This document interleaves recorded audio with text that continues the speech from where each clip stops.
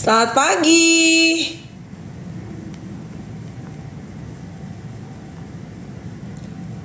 Hai semuanya.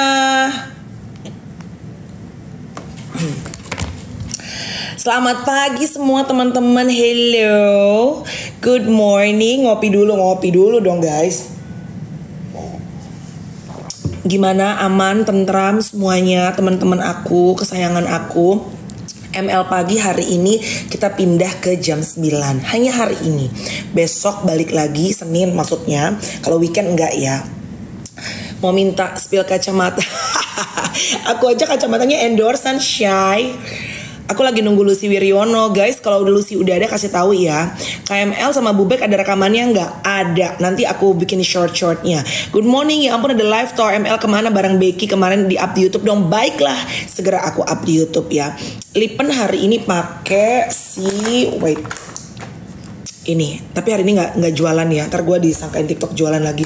Hari ini pakai ini. Mana Lucy Wiryono? Kok nggak ada Diana? Coba teman-teman kalau udah ada Lucy kasih tahu ya.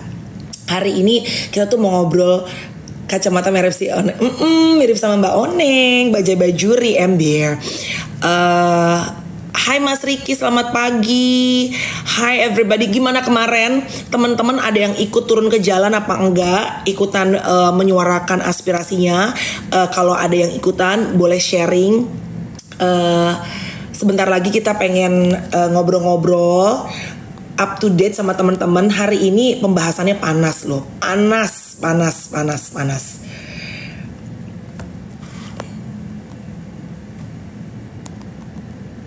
Lucy mana sih? Kok Lucy belum ada? Bad. Selamat pagi. Kenapa ya? Kok aku nggak bisa kirim message ke kamu, komen? Kenapa sih di sini? Ini apa sih guys? Bau ketek. Aku nggak bahas ya. Aku nggak usah bahas deh ya. Nggak usah. Jangan. Karena yang viral belum tentu benar. Ya. Bagian. Maksud gue gini. Hari ini, Bobo, kemarin lo gimana? Gue nyampah banget lo kemarin di lapak sebelah. Kemana lo? Enggak, gue kemarin tuh karena semua orang kan lagi pada ngomongin demo apa segala macam. Teman-teman ada yang turun ke jalan nggak ngomong-ngomong? Tadi kan aku mendengar kamu menanyakan, udah ada yang jawab belum? Ada yang turun ke jalan? Banyak yang terkena imbasnya dalam jalan macet. Tapi justru ya kemarin itu gue ngerasa jalanan itu justru amat sangat lancar. Nggak tahu kenapa, karena masih banyak orang yang kayaknya akhirnya menunda untuk keluar rumah gitu loh. Daerah mana kemarin? Aku itu kemarin ke daerah Gandaria. Gue kemarin podcast. After that, sorry, Mbak Zoya minta di-invite Lus. Oh gitu. Coba, Lucy. Hari ini kita pengen ngobrol sama Mbak Zoya. Selain kita update kemarin bagaimana teman-teman, apakah aman-aman aja kalian, semuanya daerah kalian seperti apa, kena macet apa enggak, ada ikutan turun ke jalan apa enggak. Hari ini kita akan ngobrol sama Mbak Zoya. Ya, Mbak Zoya ini adalah seorang seksolog guys. Jadi ini perempuan-perempuan. Jadi katanya ya guys, ada satu riset yang bilang bahwa perempuan itu hanya 29% yang sebetulnya bisa menikmati yang namanya Big O alias orgasme. Aku udah kirim, aku juga udah bilang harus kirim, harus minta request ke kamu. Gitu. Ya. Nah jadi sebenarnya gini, kita tuh kenapa pengen orang lain pada ngomongin apa, kita ngomongin apa. Jadi ya Nek, kan kemarin tuh udah ya, gue juga bingung kalau kita harus komentarin segala sesuatu tentang pilkada apa segala macam, bukan karena tidak peduli. Jadi kadang-kadang gue juga bingung ya Bo, ini sebelum Mbak Zoya masuk, kadang-kadang kemarin gue tuh nemuin komen, kenapa sih lo kan public figure, pakai dong platform, pakai dong influence-nya, bener nggak Mel? Tapi masalahnya gini deh guys gitu, kalian tuh nggak bisa nuntut public figure untuk ngomong sesuatu apa segala macam, atau untuk vokal, untuk marah-marah segala macam. Nggak semua punya kapabilitas buat itu. Kalau lo ngomongnya ke Panji Pragiwaksono, memang dia ngomongnya begitu, dia pinter, dia punya knowledge-nya. Ingat nggak kemarin kita ngobrol sama Bubek apa? Kita kalau misalnya taunya cuma setengah-setengah, mendingan dipikir dulu bener nggak sih. Dan kalaupun nanti yang kira Mbak Zoya udah ada, terusin dikit ya Mbak Zoya. Pun kalau misalnya kita vokal nih Mel, terus udah gitu sekarang ada UU ITE segala macam dan lo dijerat sama pasal, emang yang nyuruh-nyuruh lo mau tanggung jawab juga kalau sampai ada apa-apa, ya kan? Jadi gone loose, gone. maksud gue kita masing-masing itu punya pilihan. Ya bersuara bukan berarti apatis, tidak lantang bukan berarti nggak peduli juga. Jadi coba deh, kalau lo emang mau bersuara, lo mau lakukan sesuatu, ya lakukan aja. Jangan nyuruh-nyuruh mentang-mentang public figure. Terus udah gitu, dan ada juga loh, Bo, yang nulis ke gue gini, mentang-mentang udah dapat sesuatu nih gitu. Dapat sesuatu apa? Kagak dapat apa-apa. Nggak ada. Gue juga nggak mendukung siapapun. Nggak. Gue tuh tanya sama Melani deh, apa yang pengen gue lakukan sebenarnya, ya kan? Ntar aja ya spill-nya, tapi jangan sekarang. Ya kan? Mbak Zoya Amirin. Artinya pokoknya bersuara. Hai, aduh maaf nih aku gaptek. Mana lagi nih kameranya? Kameranya ada di, coba Mbak, di pasti ada tuh di pas lagi pilih-pilih ada filter segala macam di pojok kiri atas. Nah itu ada. Nah, izin nanti kalau Mbak Zoya lagi ngomong, kayak kita harus mute mikrofon supaya suaranya enak ya. Guys, hari ini kita pengen ngobrolin sama Mbak Zoya, seorang seksolog ya. Sorry banget hari ini ML mulai siarannya jam 9 pagi. Jadi hari ini kita ngobrol-ngobrol tentang masalah ranjang supaya agak tenang sedikit ya, otak tuh supaya tenang, santai, walaupun tetap mengawal kebenaran. Setuju ya? Iya. Tapi ini bukan jorok-jorokan ya, tapi ini tuh adalah edukasi. Benar. Masih aja nih sambil nungguin Mbak Zoya nih. Tuh, jadi nggak mendukung gerakannya dong apa segala macam. Aduh, Bo, mesti diulangin sih. Setelah lah pikir sendiri ya gitu. Kira-kira menurut kalian gimana? Kalau yang menyalahi konstitusi itu kira-kira enaknya didukung apa enggak nih? Ya enggak lah.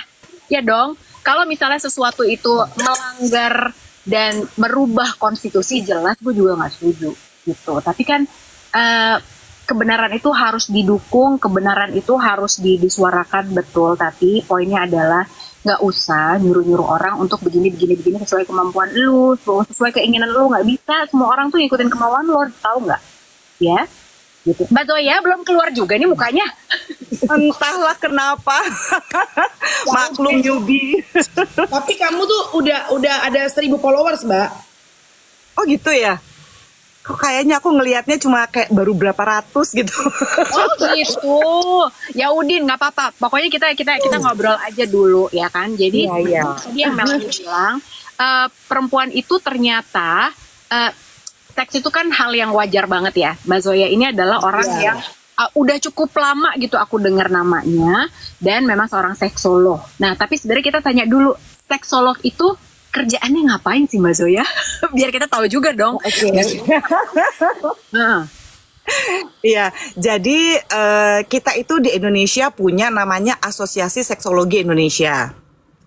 Ya, nah Asosiasi Seksologi Indonesia itu di bawah Asosiasi Seksologi Dunia, yaitu WAS, itu World Association of Sexual Health.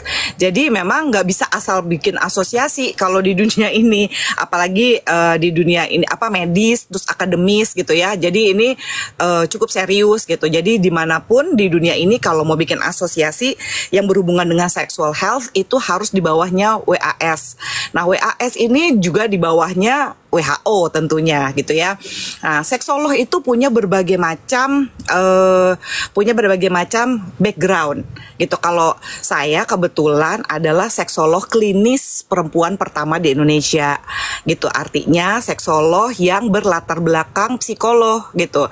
Yang seksolog lain latar belakangnya itu adalah dokter, rata-rata dokter kulit kelamin, andrologi, obgyn, terus apalagi ya, psikiater bisa gitu. Atau psikologi sosial lah gitu. Jadi ini yang berhubungan dengan sexual health. Jadi kami itu para seksolog adalah mereka yang tertarik spesialisasinya itu tertarik dengan kesehatan seksual. Terus kami juga melakukan research gitu ya, penelitian, demikian juga temu ilmiah dan sebagainya untuk sharing sesama profesi gitu. Dan yang bener-bener seksolog, karena kan sekarang nggak di TikTok, nggak di Instagram, nggak di mana-mana, banyak yang udah pakai baju nakes aja gitu ya, baik dia perawat ataupun dia dokter, terus dia ngomongin seks gitu. Wah itu kacau sih gitu, karena banyak seringkali juga malah ngomongin mitos. Nah biasanya kalau seksolog yang benar itu Mbak Zoya, maaf aku potong sebentar Mbak, sayang banget nih soalnya. Ini katanya ada yang bilang Mbak Zoya sudah 1.600 followersnya, jadi harusnya bisa.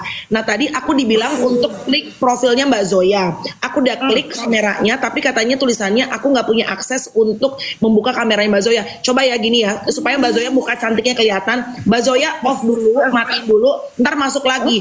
Make sure kamera, akses kameranya bisa masuk, supaya muka lu bisa kelihatan sama kita. Iya, siap. Bentar masuk lagi ya. Oke, siap. Thank you. Yes. Oh, followers TikToknya 833. Tadi katanya 1.000. Makanya. Guys tunggu. Mbak Zoya akunnya ada 2.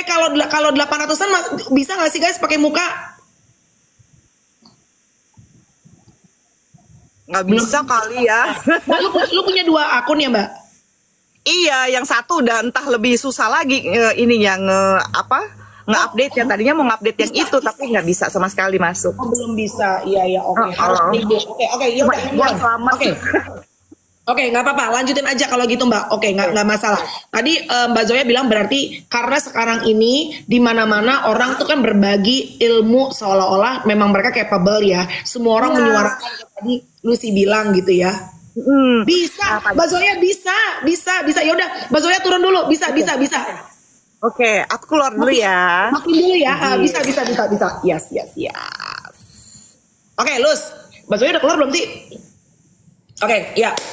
Oke, kan pertanyaan kita, guys, jadi itu ada penelitian yang bilang bahwa ada research, kaget loh. Ternyata katanya hanya 29% ya kalau nggak salah, pokoknya 20 something persen perempuan yang sudah berumah tangga. Ini we're not talking about free sex, ya. We're talking about a sex in the marriage.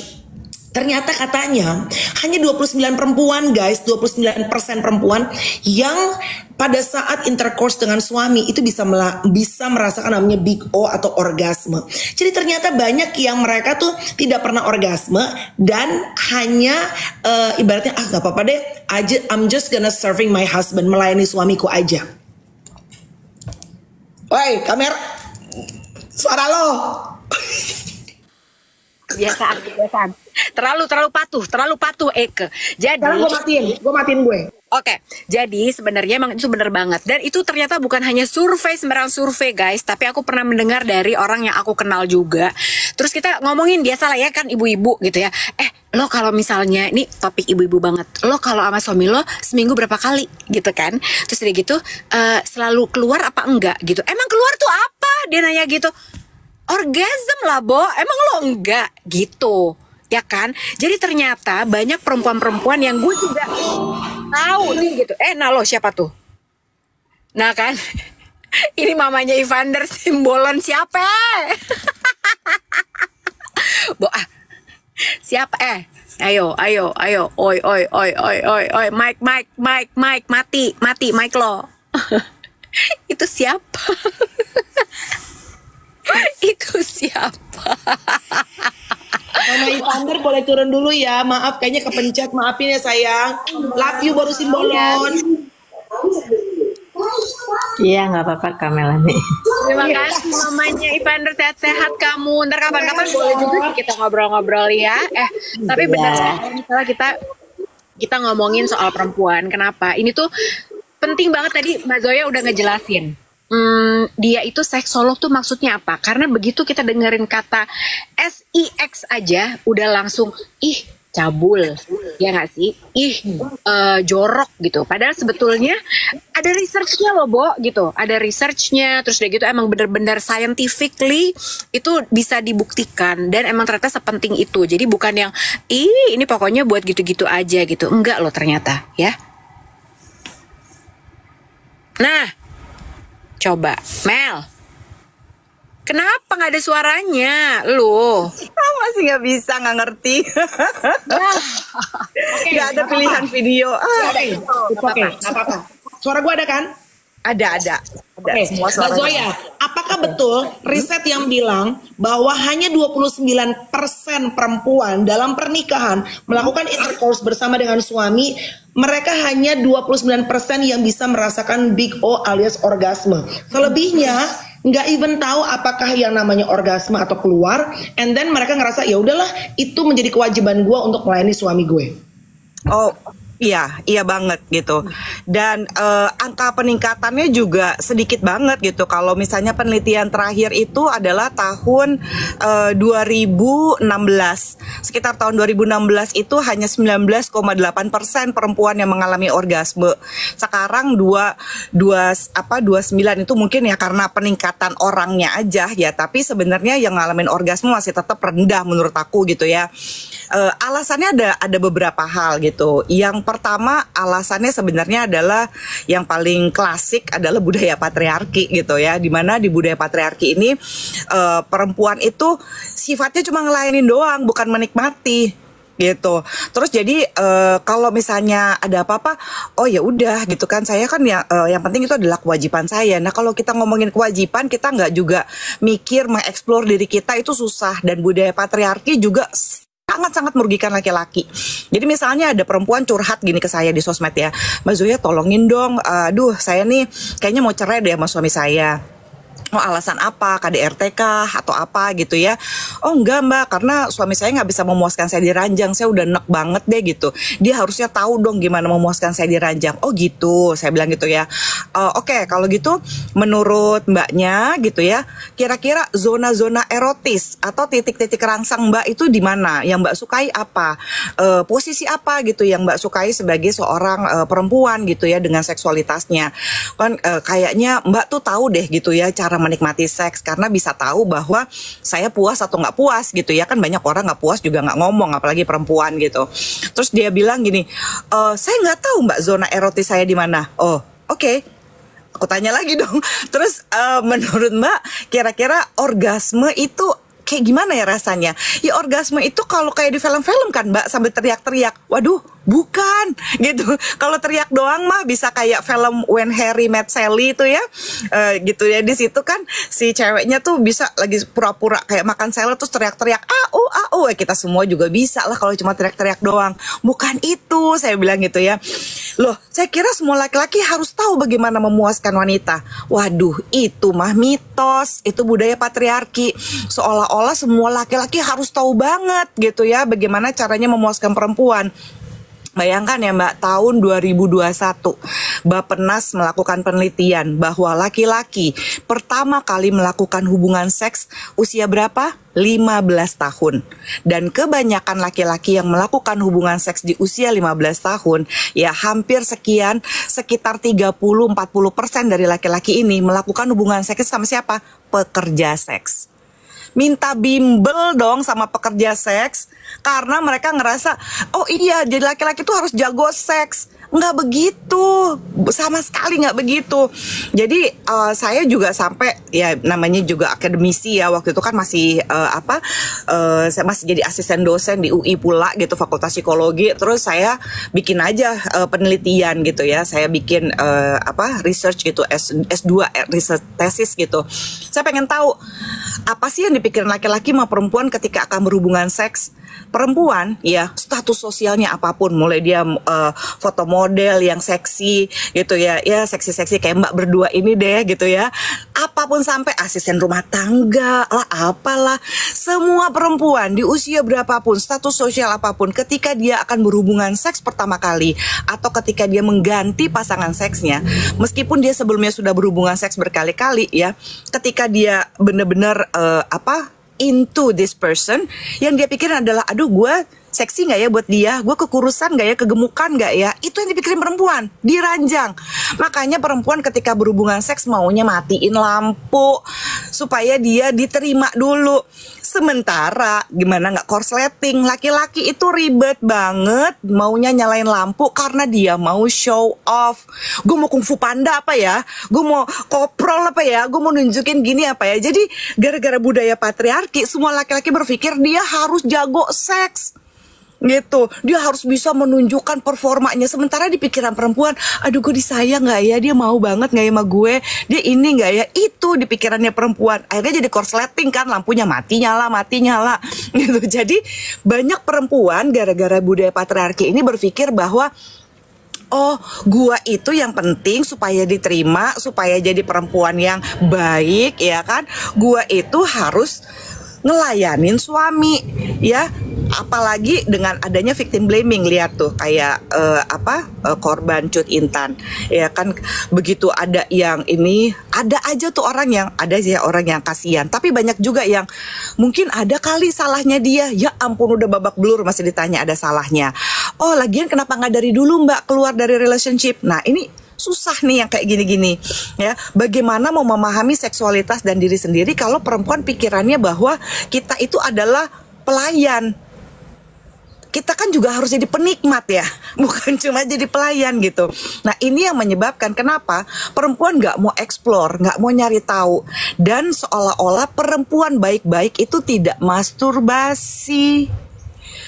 Padahal kita juga mesti melakukan sexploration atau seks eksplorasi, di mana kita mesti paham sebagai perempuan, zona erotis gue di mana sih, gue tuh sukanya diapain, gue sukanya pakai apa, doggy style, ini style, itu aja kita nggak tahu. Lah kita yang punya vagina nggak tahu, gimana yang punya penis tahu gimana muasin kita?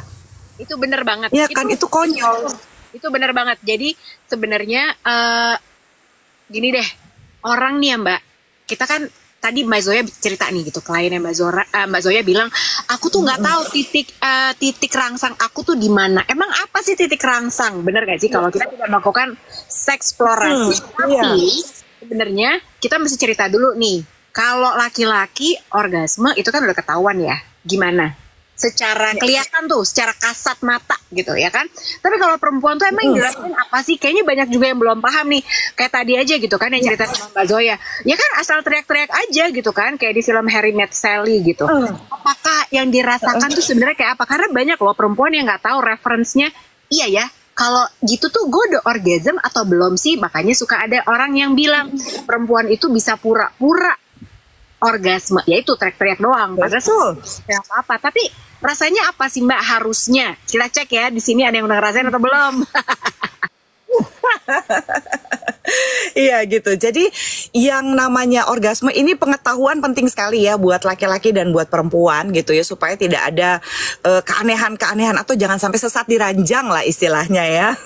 Jadi satu gitu ya. Yang namanya orgasme itu merupakan vagina spasm gitu ya. Jadi istilahnya kalau kamu mengalami orgasme itu ada dua macam. Satu itu adalah multiple orgasme, lalu ada namanya serial orgasm.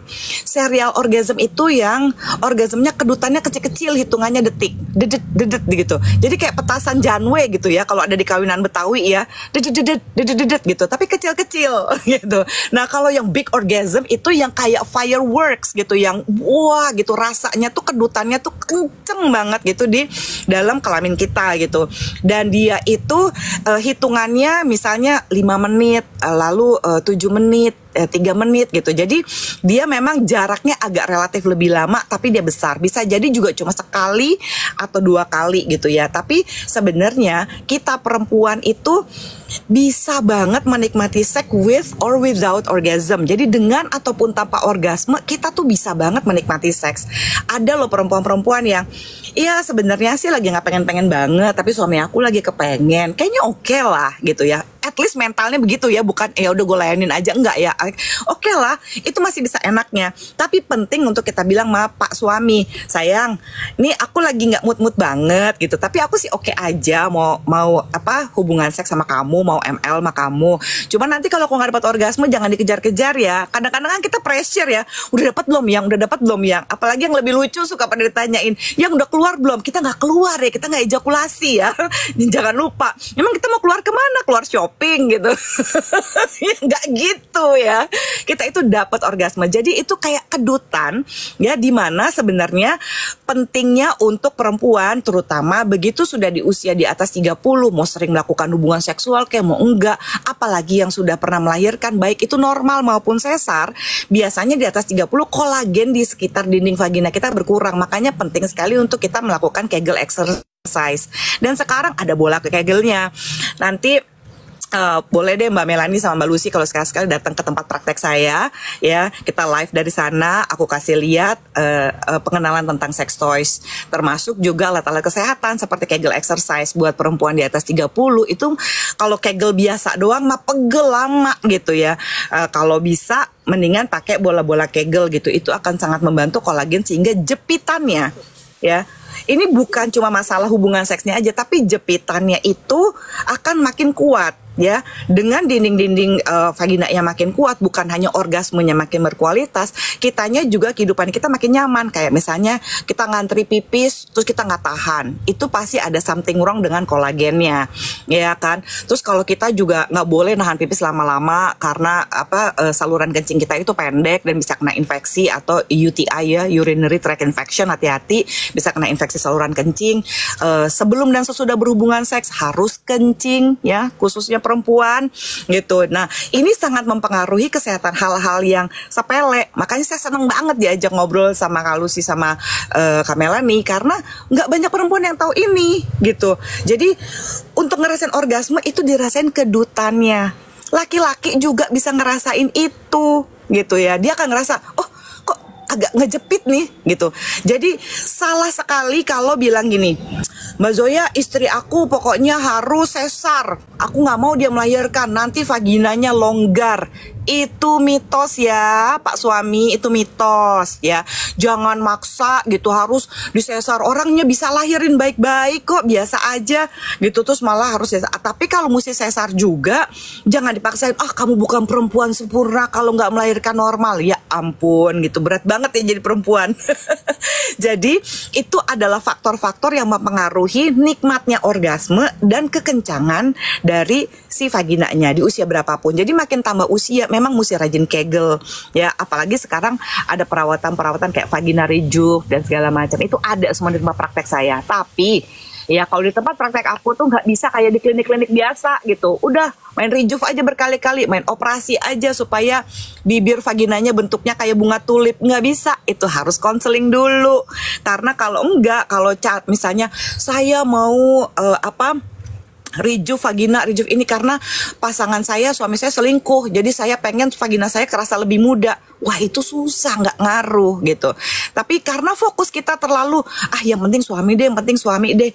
Kita juga berhak untuk menikmati seksualitas, kita juga berhak untuk enjoy. Kalau kita nggak fokus sama badan kita, sama tubuh kita, sama zona erotis kita, sama apa yang kita suka apa enggak, susah Mbak Lucy, Mbak Melani, gimana perempuan bisa menikmati orgasme. Ini yang membuat kenapa hanya 29% perempuan yang bisa menikmati orgasmenya.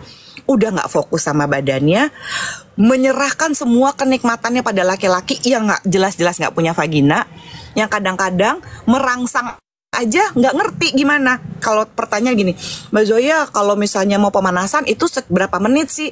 Ya bingung juga ya. Kalau misalnya dibilang menit, terus nanti kalau udah 10 menit time up, udah selesai, kamu harus nafsu. Ya kan gak efektif. Kita mesti tahu gimana. Dan jangan lupa, sumber orgasme itu ada 3. Ada dari isapan puting susu, tapi sekali lagi Pak suami, kalau ibu-ibunya lagi pada menyusui, jangan dipaksa ya puting susunya. Katanya Mbak Zoya bisa tuh dengan isapan puting susu, tidak boleh maksa ya Pak suami, tolong hargai kalau misalnya suaminya, istrinya nggak nyaman, jangan dipaksa. Kedua itu adalah dengan vaginal intercourse gitu ya, dimana ada penetrasi penis ke dalam vagina. Nah di situ ada yang namanya G-spot. Nah, kenapa G-spot namanya? Karena penemunya adalah Dr. Grafenberg. Kayaknya kalau yang penemunya Melanie Ricardo namanya M-spot kali ya. Jadi Grafenberg itu adalah sekumpulan titik-titik yang biasanya akan meningkatkan rangsangan gitu ya. Nah di situ itu mesti ada rangsangan yang tepat, tapi itu juga relatif sulit dijangkau. yang bisa dijangkau itu jika satu orangnya itu sama-sama memahami teknik rangsangan yang namanya fingering, termasuk juga nggak bisa main penetrasi begitu aja gitu, tapi juga dia mesti tahu, mesti sama-sama nyari, oh G-spot aku nih begini. Dan yang bisa benar-benar merangsang adalah bukan penis yang besar dan panjang, tapi penis yang normal, ya sekali lagi penis yang normal. Kenapa? Karena G-spot itu letaknya hanya sekitar 5-7 cm dari liang vagina. Ya, jadi dia tuh ada di bawah pubic hair gitu ya, bulu-bulu pubik. Nah di situ itu cuma 5-7 cm. Jadi jangan suka kayak saya di YouTube nih Mbak Melani, Mbak Lucy. Saya kan lagi muat tentang berapa sih besar penis yang sehat gitu ya, panjangnya tuh berapa, besarnya berapa. Laki-laki malah pada show off. Ngeselin nggak? Oh Mbak Zoya, penis aku tuh 30 cm. Lah itu penis apa penggarisan? Nggak jelas gitu kan ya. Ngapain sih gitu banget gitu. Ini bukan yang besar, yang penting normal gitu ya. Ya garis tengahnya kayak 2,5 cm itu oke kok kalau garis tengahnya segitu gitu ya. Jadi sebenarnya yang penting penisnya harus keras seperti ketimun ya. Itu ketimun itu ada urutannya namanya EHS, Erection Hardness Scale, menurut skala kekerasan penis. Jadi semuanya ada ilmunya, nggak jorok gitu ya. Jadi yang pertama skala 1 itu kayak tahu ya, nggak bisa masuk lah, cuma menggembung doang. 2 itu kayak pisang dikupas ya. Ya oke lah, ada harapan. Tapi kalau misalnya mau masuk ke vagina meletot lah gitu, langsung gitu ya, lemes lagi. Nah yang ketiga itu kayak hotdog, bisa sih penetrasi tapi kurang enak. Yang paling enak itu adalah yang seperti zucchini atau seperti ketimun gitu ya. Nah skala itu yang bisa memuaskan G-spot. Tapi titik rangsang perempuan yang paling ampuh dan benar-benar bisa udah pasti menjamin orgasme adalah klitoris. Makanya tidak boleh perempuan itu disunat. Ya, jadi berdasarkan WHO dan peraturan pemerintah tidak boleh ada sunat pada perempuan. Ketika klitorisnya diambil, waduh, kita repot banget sebagai perempuan karena tidak ada alasan kesehatan seperti laki-laki disunat. Ya, katanya gini, wah kalau perempuan gak disunat jadi brutal, jadi nakal. Loh, nakal apa enggak itu kan tergantung gimana dia dibesarkan dan nilai-nilainya dia. Bagaimana pemaknaannya dia terhadap seksualitas. Nggak bisa secara brutal bayi perempuan main disingkirin aja klitorisnya karena takut. Nah, lagi-lagi budaya patriarki ya Mbak ya, serem banget ya gitu. Jadi yang justru bisa memuaskan kenapa perempuan bisa mendapatkan orgasme kalau dia bisa mengeksplor klitorisnya pada saat dia masturbasi. Masturbasinya sehat ya, bukan masturbasi dengan film porno ya. Sekali lagi saya menentang film porno. Mungkin nanti kita bisa live ya membahas tentang dampak-dampak film porno ya terhadap kehidupan seksual di pernikahan maupun relationship kita gitu. Nah, kayak gitu. Jadi yang paling gampang pada saat melakukan hubungan seksual juga mampu untuk merangsang si klitoris. Ada pak suami yang juga suka sotoy kalau perempuan itu, klitoris perempuan itu memiliki 8.000 sistem syaraf. Sementara kepala penis hanya memiliki 4.000 sistem syaraf. Kebayang nggak sih si klitoris yang hanya sebesar kira-kira biji kacang hijau ya. Lalu kadang-kadang ada pak suami yang suka ngerangsangnya pakai tangan, udah kayak main DJ zet gitu ya. Aduh, itu pasti ada banyak perempuan yang bilang, aduh Mbak Zoe itu geli banget. Geli banget artinya apa? Artinya si perempuan merasa overstimulasi gitu. Nah, jadi kalau misalnya sampai klitorisnya dibuang ya, Mbak Melani, Mbak Lucy, yang ada kita itu akan lebih susah lagi meraih orgasme, apalagi melalui vaginal intercourse.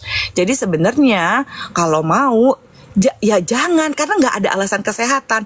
Klitoris itu satu-satunya yang bisa membantu perempuan yang punya yang mudah sekali terdistract gitu ya, karena kita beda sedikit ya dengan laki-laki secara neurologi. Kalau laki-laki itu ketika dia sudah fokus terhadap satu hal, dia fokus banget. Jadi untuk misalnya abis dia kerja, dia mau pulang ke rumah, dia itu mesti kayak mobil manual, mesti ganti gigi. Kadang-kadang ada laki yang nge-search TV sampai beratus-ratus channel tapi nggak nonton, atau misalnya dia main game, itu dia untuk bisa masuk dari otak logikanya ke otak emosi. Nah kita perempuan bisa melakukan banyak hal pada waktu bersamaan, sambil mikirin anak, pakai lipstick gitu ya, mikirin kerjaan, ini itu bisa melakukan banyak hal, makanya kita susah untuk mindful. Jadi kalau kita lagi banyak pikiran, lagi ruwet, lagi a i u e o gitu, ini tahu-tahu laki-laki langsung nyolek, yang gituan yuk. Waduh, kita bisa cranky ya.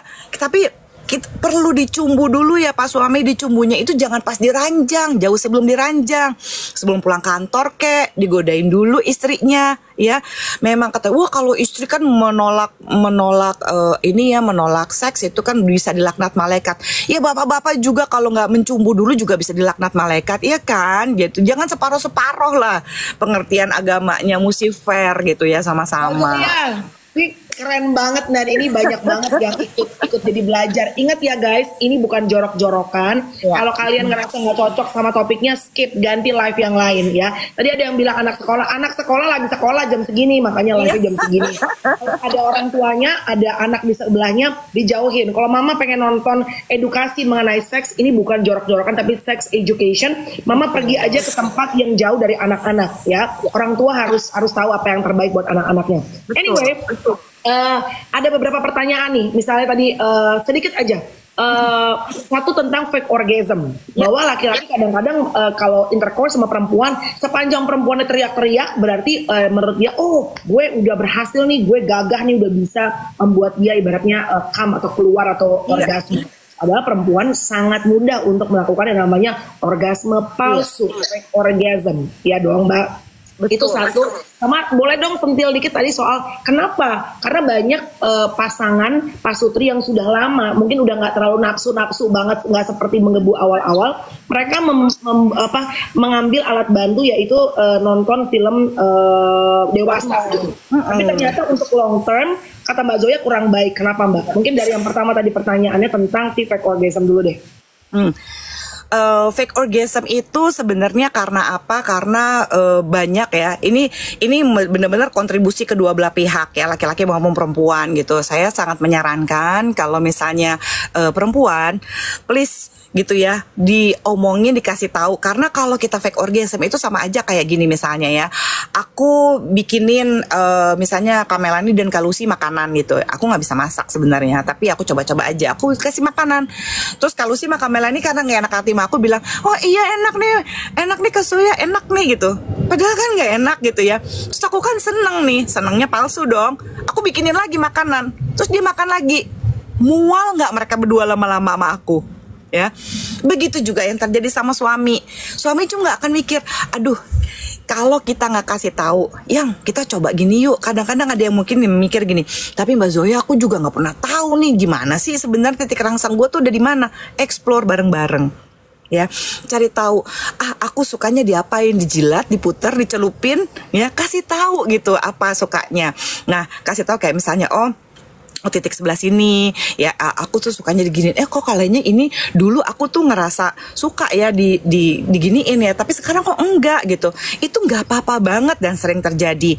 Jadi kalau kita nggak sama-sama cari tahu itu susah. Dan fake orgasm itu terjadi karena aduh Mbak Zoya udah capek banget nih sebenarnya, gue udah males, udah mau selesai, tapi kayaknya kalau misalnya aku nggak pura-pura orgasme, laki itu jadi nanti dia tersinggung, nanti dia jadi aduh kelaki-lakiannya jadi gimana ya. Justru laki-laki itu akan lebih sedih, akan lebih nggak tahu gimana memuaskan kita kalau kita nggak kasih tahu, kalau kita bohongin ya. Bisa aja bilang, yang aku sebenarnya udah enak kok, tapi aku nggak dapat orgasme, cuma beneran nggak apa-apa. Itu kita mesti kasih tahu gitu. Nah buat laki-laki ya, please, apalagi laki-laki yang punya pengalaman seks banyak, jangan studi banding ya para Pak suami. Wah kalau dulu si ini diginiin oke, kok kamu enggak sih sayang? Wah, bikin emosi jiwa. Ya kenapa? Kok kalau yang lain gini-gini, kamu pasti nggak normal deh. Ya ampun, setiap orang, kita perempuan punya preferensinya masing-masing. Yang satu suka di atas, yang satu suka di bawah, yang satu suka di samping, ya nggak apa-apa dong, ya kan?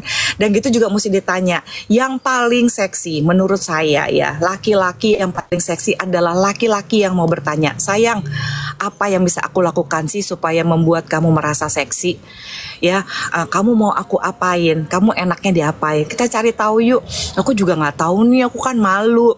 Yang paling aku sedih suka bilang gini, ya gimana ya Mbak, aku kan perempuan baik-baik loh. Perempuan baik-baik nggak mau tahu tentang dirinya.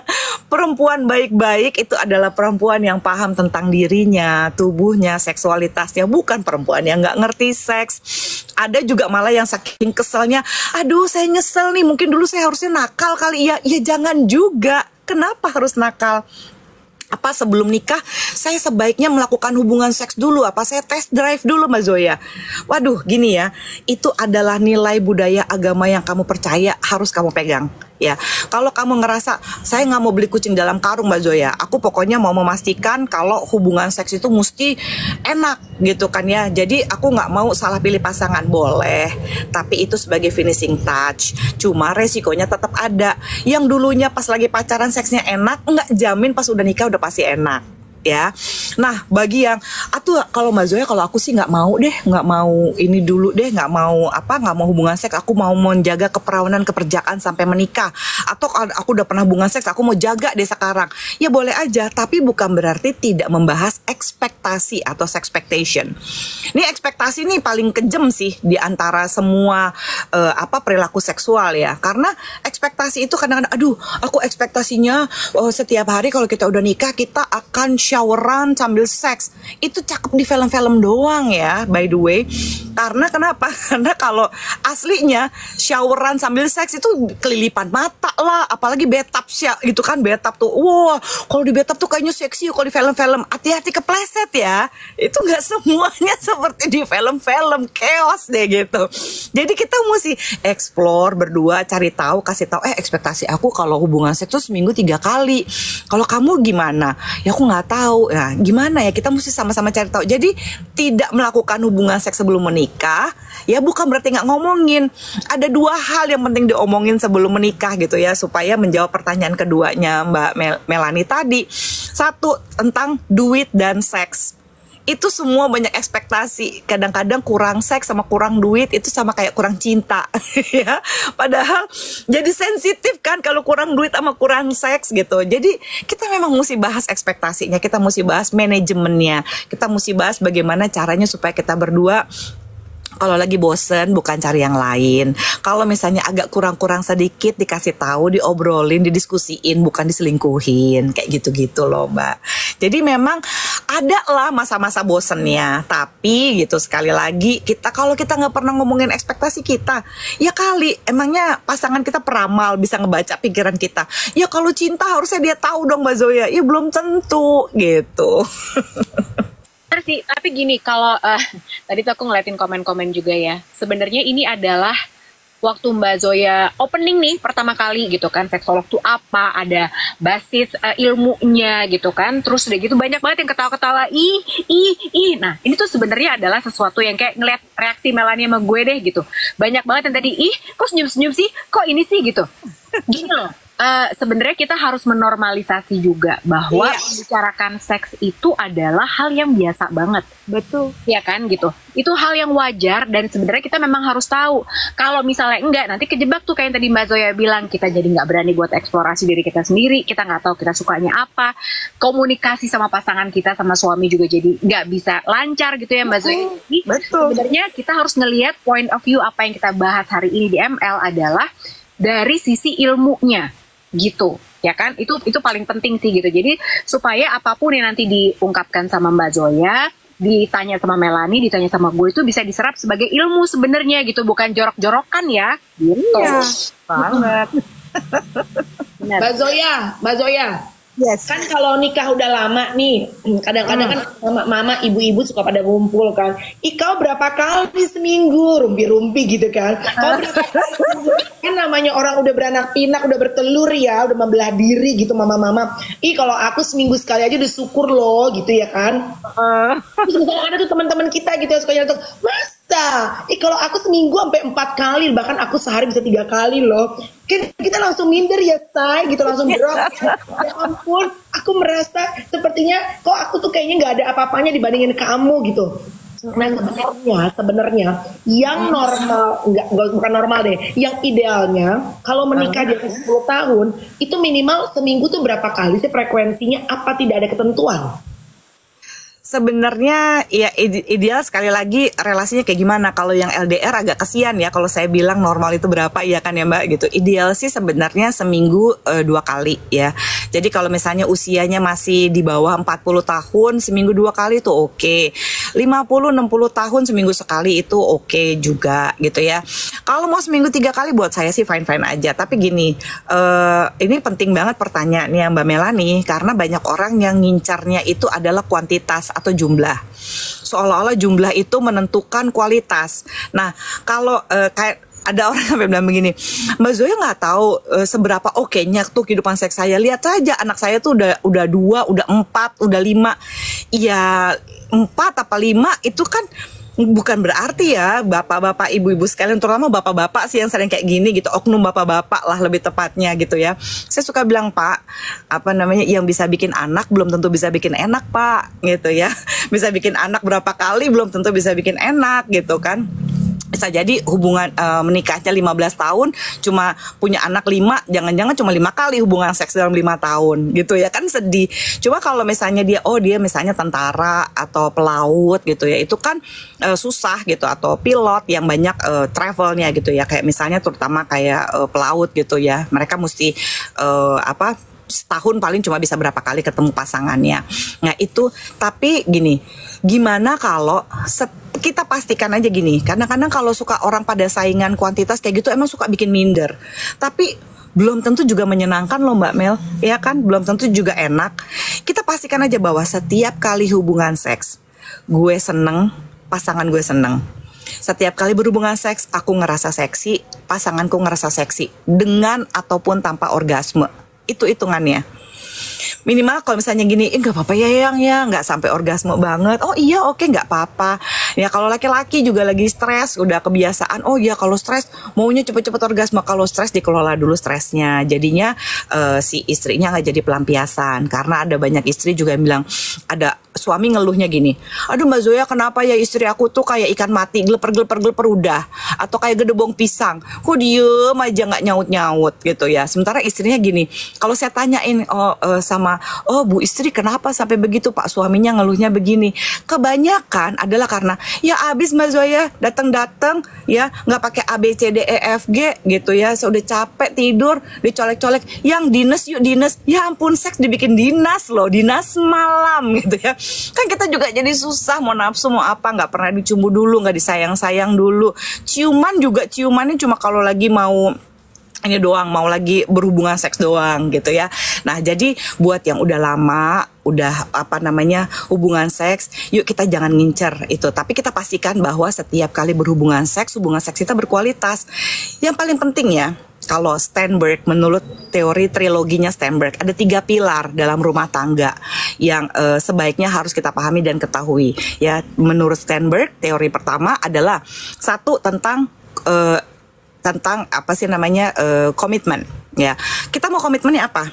Ya, nanti mungkin kita bisa bahas lagi ya. Mungkin minggu depan kita bisa bahas tentang komitmen. Komitmen ini ada 3, Mbak Lucy, Mbak Melani. Ya, yaitu satu, komitmen itu ada yang casual. Ya, ada yang semi casual, ada yang juga komitmennya itu adalah eksklusif. Yang casual itu adalah kita one night stand ya, kita sex buddy ya, kita ini adalah FWB ya, itu casual, itu komitmen tapi jelas. Gue cuma sama lu malam ini aja ya. Yang semi itu mungkin sering dengar ada satu influencer yang punya relationship ini, namanya ENM gitu ya, ethical non monogamy, atau sebenarnya itu adalah open relationship. Ya, itu adalah semi. Gue setia sama lo, tapi sama yang lain gue casual ya. Itu aturannya ada, nggak bisa datang-datang Mbak Zoya, suamiku selingkuh, aku juga selingkuh, kita mau open marriage nih, mau open relationship. Nggak bisa begitu. Orang-orang yang open relationship atau open marriage adalah orang-orang yang tahu menjaga boundaries atau batasan. Kalau udah nggak bisa ngejaga batasan, nggak bisa. Nah, eksklusif itu ada 3 macam. Satu, monogami yang kita semua tahu, tapi juga poligami ya, dan juga poliamori. Nah, poliamori itu beda sama open relationship. Poliamori itu kita menjalin hubungan dengan 2-3 orang pada waktu yang bersamaan. Bukan cuma kita, dianya juga menjalin yang sama. Gitu. Jadi poli harus sama poli. Nah, poligami ada 2, ada poligini dan poliandri. Poligini itu adalah satu suami dengan banyak istri, sementara poliandri adalah satu istri dengan banyak suami. Nah, itu eksklusif walaupun secara berkelompok gitu. Nah, Komitmennya satu harus ada ya kata Steinberg. Yang kedua, intimacy. Harus ada rasa sayang, bahwa kita harus memastikan pasangan kita tahu kita sayang sama dia. Dan kita juga harus memastikan kepada pasangan kita gitu ya, bahwa aku mau dong disayang sama kamu dengan cara kayak gini gitu. Kita kasih tahu kebutuhan kita disayangnya dengan cara apa. Karena biasanya kita mencintai orang itu dengan cara dia mau disayang, bukan dengan cara kita mau disayang. Dengan cara kita mau disayang. Misalnya aku sukanya martabak, pasanganku sukanya milkshake. Aku beliin martabak aja karena aku tahu martabak yang paling enak. Ya kalau dia sukanya milkshake, ya bikinin milkshake dong, jangan kasih martabak gitu ya. Ketiga itu adalah passion atau gairah. Karena gini, misalnya 3 ya. Oh, orangnya setia nih, komitmennya setia, jelas gitu ya. Apapun komitmennya dia setia. Terus dia gitu juga dia disayang, tapi nggak ada seksnya, nggak enak kan relationship. Atau ada yang dia setia, seksnya banyak tapi nggak disayang. Nah, berasanya kayak dipakai doang. Terus misalnya dia nggak setia, ya komitmennya nggak jelas nih. Seksnya enak, terus ngerasa disayang, mau nggak? Nggak mau. Jadi ketiga pilar ini mesti ada dalam hubungan relasi yang kita miliki. Lu jelas maunya apa di relationship ini. Kita mau casual, kita mau semi, atau kita mau eksklusif. Kedua, pastikan soal rasa sayang. Salah satu rasa sayang yang paling praktis itu adalah love language ya, yang dibuat oleh Gary Chapman. Meskipun itu para psikologi, tapi buat saya oke lah ya, itu praktis lah, gampang dimengerti oleh banyak orang ya, nggak teoritisnya, nggak terlalu ribet kok gitu, nggak jelimet gitu. Apa sih love language lo gitu ya, apa sih love language gue. Dan sekali lagi ya, physical touch itu bukan seks ya. Orang selalu bilang yang love language-nya physical touch itu udah pasti seks, enggak lah, itu beda ya. Dan yang ketiga, pastikan bahwa kita masing-masing bertanggung jawab untuk merasa terangsang pada pasangan kita. Ya, cari tahu titik sensitif kita apa yang kita suka, komunikasiin sama pasangan, biar mereka tahu bagaimana cara memuaskan kita. Kalau nggak ngomong ya nggak bisa main jadi peramal kayak gitu. Udah tahun 2024, nggak boleh. Mbak, susah ya. Maksud aku gini, kayak kita ngomong gini aja, yang komen tuh udah kayak rikuh gitu ngomongin soal seks. Apalagi sampai aku tuh sukanya kalau kamu pegang di bagian ini. Kadang ngomong vagina, ngomong penis, itu aja orang tuh suka gak enak, ya kan? Nah, gimana kalau misalnya udah terbentuk nih sekian lama gitu ya, apalagi dengan budaya patriarki yang tadi Mbak Zoya bilang. Dengan cara gue ngomongnya, orang gue ngomong vagina aja. Nah, kayak aku sama anak aku gitu ya. Kita tuh aku bilang gitu kan, oke, kamu tahu nggak cara ngebersihin vagina tuh gimana? Karena beda loh sama waktu sama ibu aku ngomong kata itu aja, jangan deh gitu. Nah, gimana caranya kalau udah terbentuk sebuah kebiasaan, perempuan itu janganlah ngomongin kayak gitu, udah terima aja. Nah, apa advice yang Mbak Zoya bisa kasih ke klien-kliennya Mbak Zoya nih gitu? Oke, ini cara lo berkomunikasi, gimana caranya lo ngasih tahu ke pasangan lo, ke suami lo, bahwa lo tuh butuhnya ini yang lo suka. Gimana cara merubah itu, Mbak? Iya, karena gini, kita jangan nunggu relationship kita itu jadi datar. Karena gini, kalau sepenuhnya kan hidup juga kalau nggak dinikmati itu jadi susah ya gitu. Kalau banyak orang berpikir ya udahlah, suami tuh kalau dikasih makan udah diurusin, udah ini dia nggak selingkuh. Berapa banyak sih laki-laki yang tetap selingkuh juga? Pertama-tama ya, kalau sampai ada yang selingkuh ya satu itu adalah keputusan buruknya dia gitu. Kedua, nggak sepenuhnya ya kita memang mesti introspeksi, siapapun gitu mesti introspeksi dalam mesti melihat lah gitu ya bagaimana sih tentang diri kita. Tapi ya penting juga kalau nggak menikmati seks ya kita bener-bener terlalu fokus hanya untuk kebahagiaan satu orang aja di dalam rumah tangga. Nanti ya kitanya juga akan banyak marah-marah. Terus kalau marah-marah nanti diginin, sayang kamu marah-marah mulu sih. Apaan? Enggak, aku tuh cuma ngasih tahu. Nah kenceng kan? Karena apa? Karena kita nggak happy. Ya, kita jadi marah-marah. Mau nggak sih ibu-ibu ya sekalian ya, teman-teman perempuan yang ada di sini, mau nggak sih dalam rumah tangga kita dibilang ngomel mulu bisanya, cranky mulu bisanya? Ya gimana kalau kita nggak pernah mikirin diri kita juga, kalau kita nggak pernah mencintai diri kita juga ya, sebagaimana kita mencintai pasangan kita, kita juga mesti fair dong sama diri kita. Kalau kita nggak sayang, nanti suami lagi makan kerupuk doang kita ngomel, udah kayak yang punya dunia persilatan makan kerupuknya. Hal-hal kecil tentang dia bikin kita cranky. Karena apa?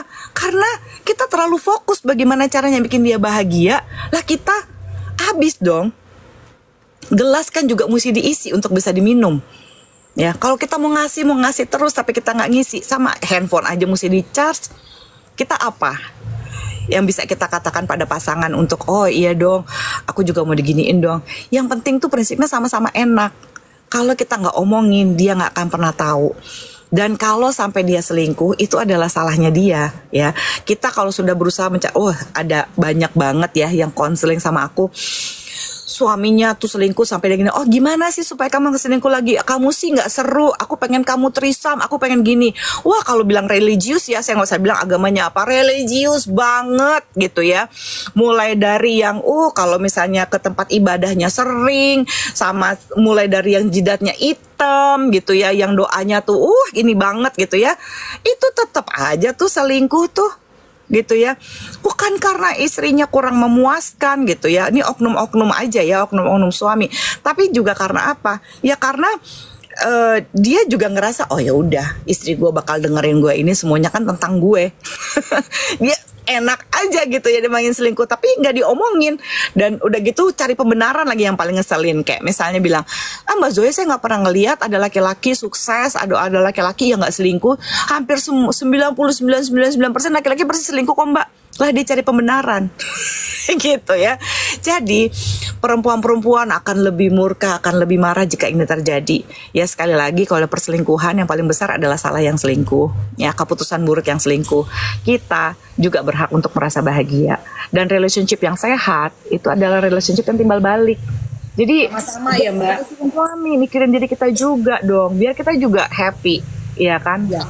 Betul, setuju banget. Mbak Zoya, 5 menit terakhir untuk menutup. Jadi riset yang bilang perempuan hanya 29% yang merasakan orgasme, artinya perempuan tuh harus tahu ya bagian mana G-spotnya, bagian mana enaknya, harus mampu untuk mengenali anatomi tubuhnya sendiri, terutama bagian kewanitaannya, nggak ngerasa tabu gitu ya. Iya betul.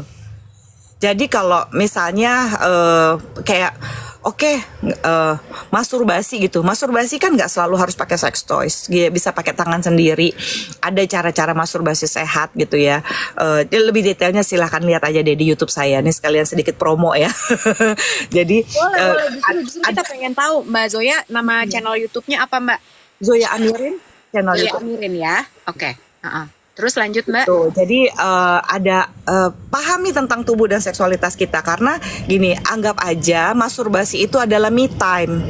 Jadi jangan sampai, aduh aku mau masturbasi tapi aku nggak mau, harusnya aku hang out nih hari ini sama Mbak Lucy sama Mbak Melanie, aku nggak mau, aku mau masturbasi aja, itu dengan sehat. Ya, nonton porno juga nggak sehat karena pornografi membuat kita mempertanyakan kenormalan seksualitas kita. Ya, dampak-dampak pornografi mungkin nanti kita bisa bahas ya satu hari nanti, apa sih dampak pornografi terhadap pernikahan gitu ya. Nah, jadi kita mengeksplor, kita menyentuh tubuh kita. Oh ini aku tuh suka ya giniin. Kalau misalnya nggak arisi Mbak masturbasi, ngapain? Ajak Pak suami mengeksplor. Ya misalnya, aduh Mbak aku gendut, jangan nunggu kurus dulu baru bahagia. Lama. Ya apalagi kalau baru habis melahirkan, aduh rugi banget kita, nanti keburu postpartum depression gitu ya. Jangan sampai kayak gitu. Jadi kita sentuh, kita minta, sayang coba deh kamu ciumin bagian sini deh, kamu sentuh dong bagian sini, aku mau dong dipelukinnya kayak gini, aku mau dong ciumannya kayak gini. Itu cara mengeksplor. Jadi kayak masturbasi tapi bareng-bareng. Ya, itu bisa banget dan lebih oke banget, makin bikin kita akrab, makin bikin kita makin sayang sama pasangan, dan bisa ketawa-ketawa kan dalam prosesnya gitu. Jadi nggak selalu semua percobaan pas udah diranjang, bisa jadi juga dieksplor dulu gitu. Eksplor itu juga bisa jadi masturbasi bareng misalnya. ya gitu ya. Jadi lebih seru malah yang kayak gitu, saling berbagi fantasi seksual, masturbasi bersama dengan pasangan sendiri gitu ya, dengan suami dengan istri sendiri, itu malah lebih asik dibandingkan film porno. Jadi kalian bisa waktu mengeksplor, bayanginnya begini, daripada nonton film porno ya, sama pasangan gini, yang kalau misalnya kita bisa menjadi sutradara film porno, ya gitu ya, apa yang akan kita lakukan gitu ya, misalnya bintangnya adalah kita berdua, kita mau ngapain ya, nah itu tuh bisa seru tuh. Apa mau di atas genteng dengan hujan dan petir-petir menyambar, aduh serem ya.